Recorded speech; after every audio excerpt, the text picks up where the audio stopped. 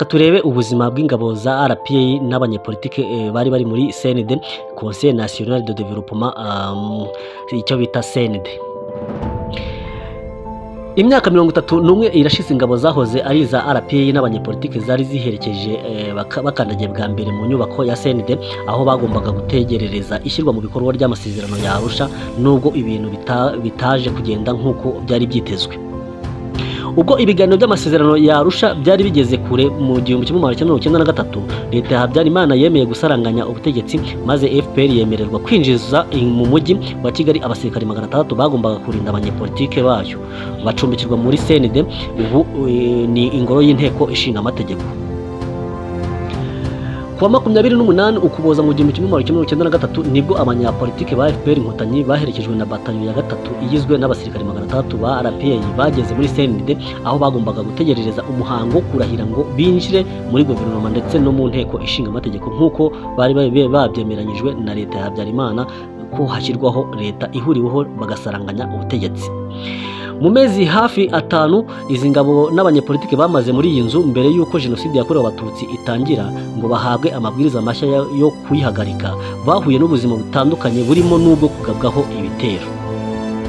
Leta ya Habyarimana yashatse ko bajya muri ya Kami, ariko nabo barabyanga kuko imihanda yose yajyagayo yari ibitaka, bigatuma bahabona nk'ahantu hashobora gutegwa ibisasu mu buryo bworoshye. RPF yo yari yabanje gusaba ko yajyanwa Byumba, Kinihira cyangwa Kigali, gusa baza kuhimwa babwirwa ko hegereye Radio Rwanda bikaba byaborohera kuyifata.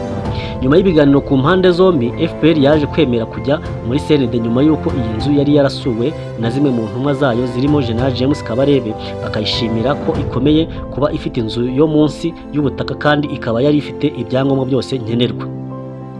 Mu kiganiro umuyobozi mukuru w'urwego rw'igihugu ngishwanama rw'inararibonye Tito Rutaremere wari mu banyapolitike ba RPF bari muri CND yagiranye na Izingiro TV, yagarutse ku buzima bwose babayemo muri iyi nzu. Yavuze ko ubwo babwirwaga ko bagiye kujya muri CND babanje kugira impungenge zishingiye ku kuba yari hagati y'ibigo by'abasirikari birimo n'icyabarindaga Perezida Habyarimana Kanjepe, gusa ngo bamazwe impungenge babwirwa ko batayo bari kumwe nayo akazi kayo ari ako kubarinda. Nyuma yo kumarwa impungenge,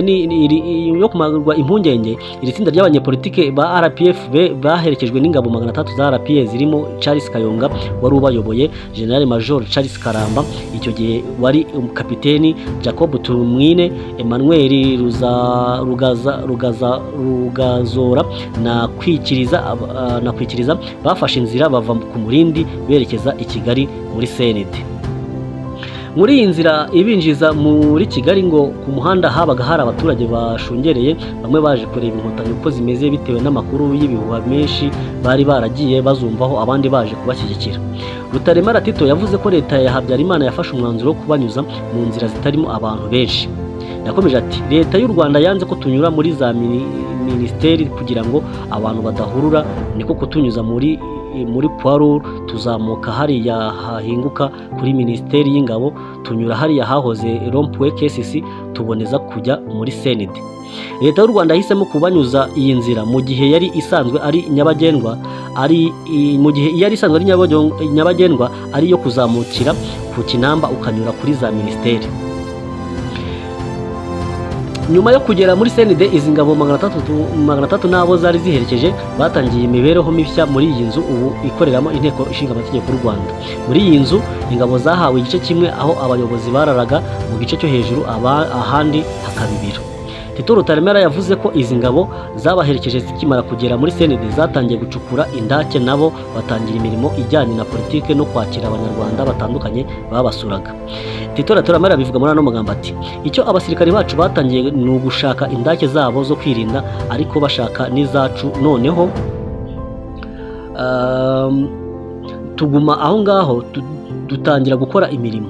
Ubwo twatangiye guhura n'amashyaka yandi ndetse dutangira guhura n'abanyarwanda baza kureba, hari abazaga kutureba bishimye, hari abazaga kuko bafite amatsiko, hari abazanwaga nuko babaga badukunze baje kutuganiriza, hari n'abazaga mu mirimo nk'aba ambasaderi n'abandi batekinisiye bazaga. Tito Rutaremara yakomeje avuga ku buzima izi ngabo zari zibayemo. Ati mu gitondo kare saa 10 n'igice bajyaga kuri mucaka nk'isaha yose, ariko natwe rimwe na rimwe hari ubwo twagendaga tukajya kwirukankana nabo, bavayo abateka bagateka, bikagira igihe cyo gufungura, abarangije bakajya mu bikorwa byo gusuzuma imbunda zabo no kumva amabwiriza y'abayobozi y'ibyo bagombaga gukora. Hakaba hari abari bari ku burinzi n'abandi bari baduherekeje nk'abasivile,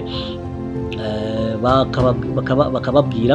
Urebye byabaga ari ukujya ku burinzi no guherekeza abayobozi bagiye ku murindi.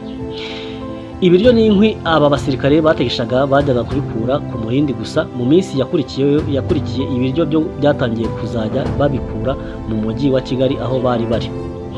Tito Rutaremara avuga ko uretse iyi mirimo yo mu buzima busanzwe, abasirikare bagiraga umwanya wo gukora imyitozo ijyanye n'akazi kabo, noneho bose bakaza guhurira mu gitaramo cyabaga mu masaha y'umugoroba.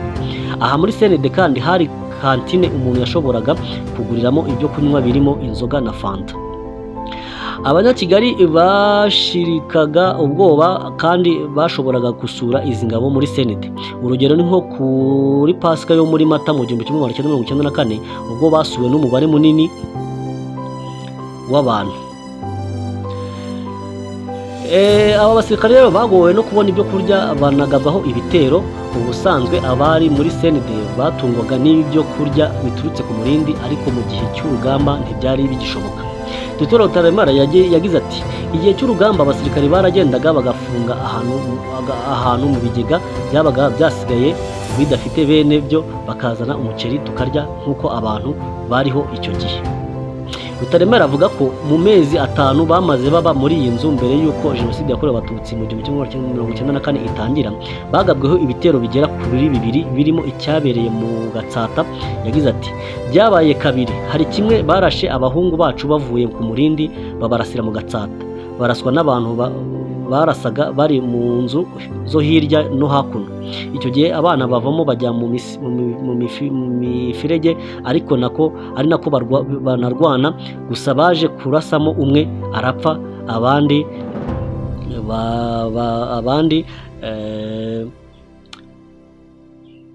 bacu bari muri CND baje kubafasha, birukana abo bari babateye barataha. Kuwa gatatu Mata ubwo indege ya Perezida Habyarimana yahanurwaga, ibintu byahise bihindura isura kuri izi ngabo 300 zari zitegereje guverinoma y'inzibacyuho, maze zitangira kuraswa n'ingabo za leta zari Kanombe na Kacyiru.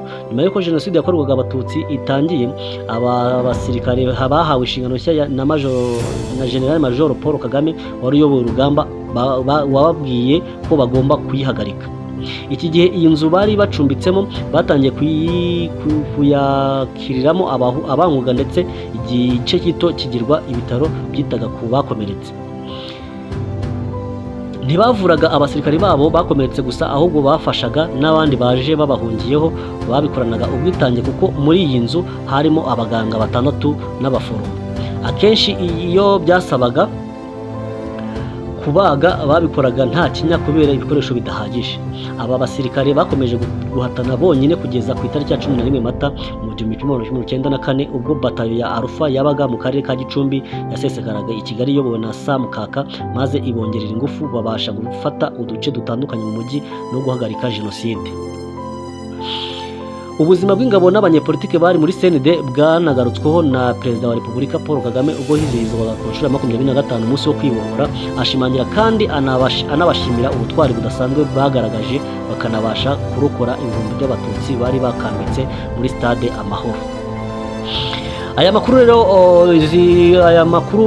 nakugezagaho tuyakesha Tito Rutaremara, kandi tuyakesha kandi Julius Mugabo, umwanditsi w'amateka y'u Rwanda, ukoresha hashtag ya #AskMeAboutRwanda.